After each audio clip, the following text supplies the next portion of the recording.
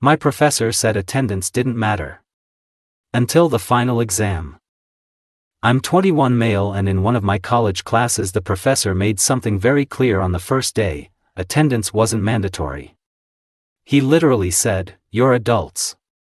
If you can learn the material without coming to class, that's your decision." The only thing that counted toward our grade was the midterm and the final exam. So naturally, half the class stopped showing up after the first 2 weeks. I was one of the people who kept going. Not because I loved the lectures, but because the material was complicated and I knew I'd fall behind if I tried to teach it to myself. Meanwhile, a bunch of other students treated the class like it didn't exist. Some of them would appear once every few weeks, ask someone for notes, then disappear again. By the time the final exam rolled around, it was the first time I'd seen some of these people in months. The professor walked in, handed out the test packets, and right before anyone opened them he said something interesting.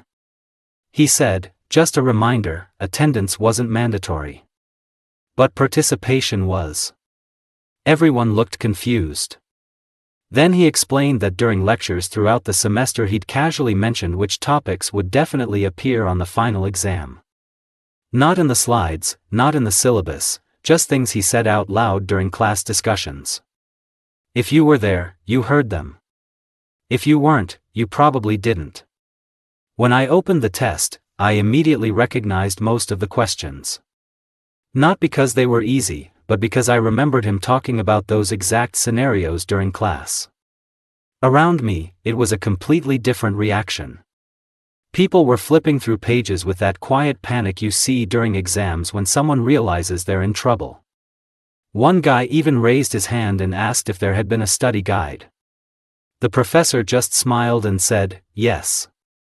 It was every lecture you skipped." I ended up doing well in the class.